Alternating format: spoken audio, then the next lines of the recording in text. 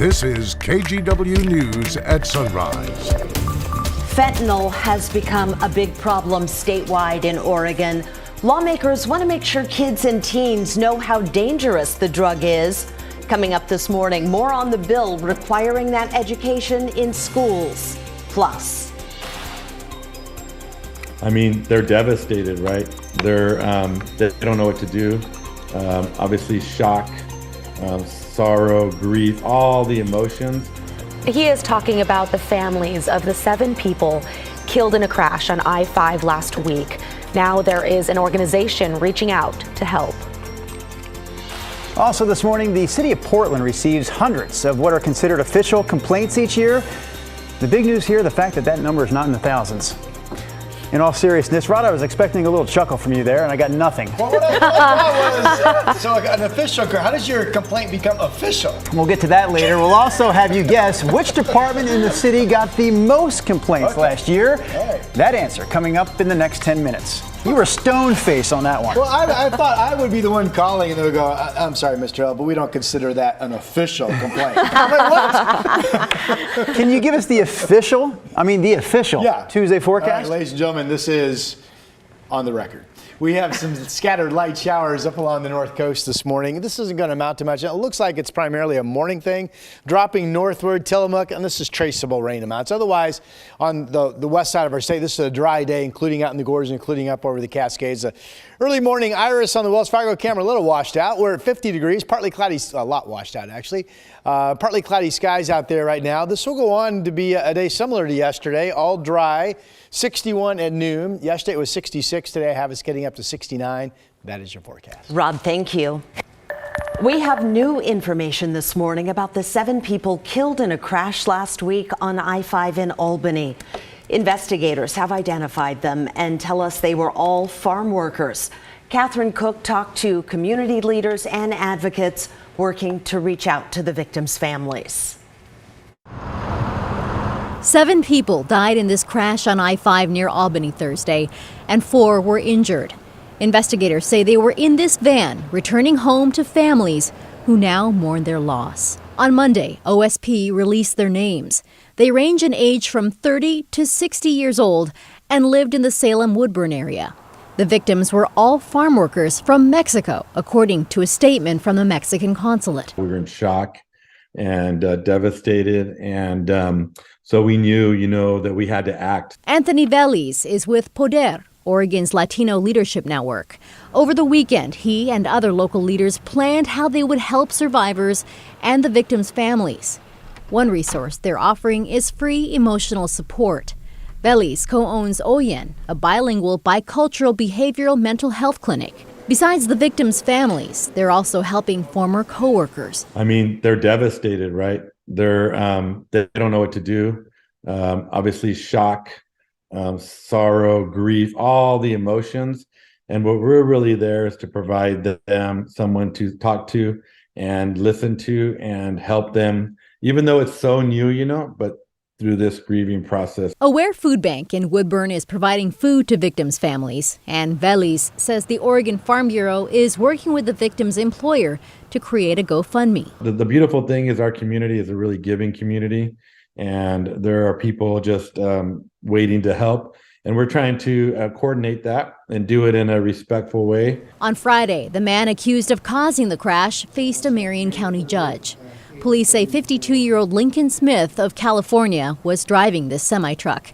He faces DUI and manslaughter charges. Witnesses told investigators that Smith had been swerving before veering off the road. The truck slammed into the victim's van, which had been parked on the shoulder. The force pushed the van into another semi-truck parked nearby. In court, the husband of one of the victims asked for justice. There is no power that will be able to give me back my wife. Teníamos planes juntos como familia. We had plans together as a family. In the wake of tragedy, Veliz says this community is doing everything they can to help, though they know nothing they can offer. We're just trying to hold them up, Will ever be enough. Catherine Cook, KGW News. A new report out of Portland's Ombudsman's office is giving us a better look at what's going wrong in the city. The office investigates official complaints about city government to find ways to resolve them. In 2022, it got 542 complaints. Just over half were related to city bureaus. Similar to past years, Portland's Bureau of Transportation had the most complaints and mainly involved cars being towed. In many cases, the office helped those who couldn't pay towing fees get a reimbursement from the city. We do particularly try to prioritize cases that involve egregious individual injustice, when someone's basic human needs are at stake, such as shelter, when historically underserved or marginalized communities, members of those communities are coming to us with complaints. A spokesperson for the office says they typically address between 250 to 300 complaints a year. A bill that would require Oregon schools to teach students about the dangers of fentanyl is headed to the governor's desk. As KGW's Blair Best explains, the goal is not only to educate students, but also to save lives. It seems as if drugs and fentanyl are everywhere. Overdoses are up, people are dying, and police point to these cheap blue pills as a main factor.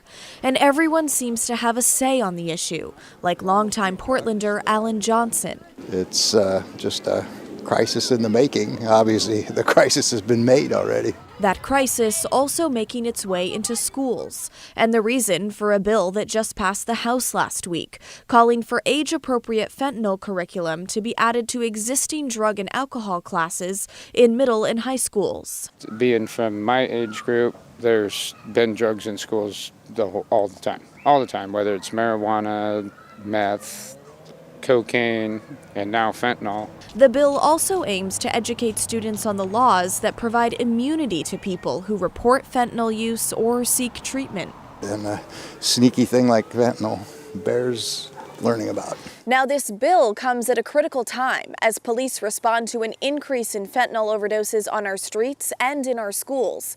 Earlier this year, a student here at Franklin High died of a suspected fentanyl overdose. And last year, 2 other students died the same way from McDaniel High.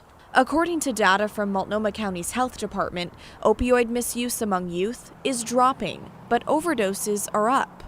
Youth will have access to whatever is in their environment. And given how easy fentanyl is to get, this is no surprise to Multnomah County health officers like Dr. Teresa Everson. The drugs are there, and I do think it's really important for us to recognize the change in trends in drug and to be able to keep up with that and make sure that youth are armed with the information that they need. At the county level, Dr. Everson says they're enhancing youth drug screening and upping Narcan distribution, among other things. Do you really think that adding this type of education in schools will truly make a difference in curbing this crisis among youth? I hope so. This feels like a cliche, but it's true that knowledge is power. If people know what the real risks are and then have really specific information about what to do when they're worried or where to go for information, I think that's absolutely helpful. Blair Best, KGW News. And a special good morning to our viewers in the Kelso Longview area. Yesterday, we posted on KGW's Facebook page asking for your recommendations of places to visit. We did get a number of ideas in Longview, so we'll head that way soon. But first, photographer Eric Patterson is giving us a live look at the train station in Kelso. It was built back in 1912, but the rail system it uses dates all the way back to 1871. Wow. That takes me back to that news story we ran a few weeks ago about how many chugga-chugga-chuggas do you do? Oh my gosh. Remember that one? Yeah. Chugga-chugga-chugga-chugga-chugga-chugga-chugga-chugga-chugga choo-choo. Too many chugga-chuggas. I stop at 8. I stop at 2. That was the day our show spilled into the Today Show, I think. We were so long. With our chuggas. Covers, chuggas. I feel like this morning is bumpy so far. We have cloudy It's a skies. smooth running train, man. What rails are you on? Cloudy skies up here over the Rose City this morning. We are dry. We are seeing those scattered light showers dotting the north coast. We're at 50 degrees in Portland. That's actually one of the warmer numbers throughout the metro area. Most areas are in the 40s. Now, with that said, McNary Field down in Salem is 52, but it's 47 up in Kelso, and it's 48 degrees out in the Dalles. There's a storm chance later today down around Burns. We have the light scattered showers, traceable amounts of rain on the north coast. Otherwise, it's going to be a completely dry Tuesday. Here's Futurecast. It shows that just spotty light showers, not much going on, but radar does verify that. Here we are. Skies will quickly break up, the clouds that is, and this will just be a partly cloudy Tuesday here on the west side. All dry over the Cascades. This is 1 o'clock.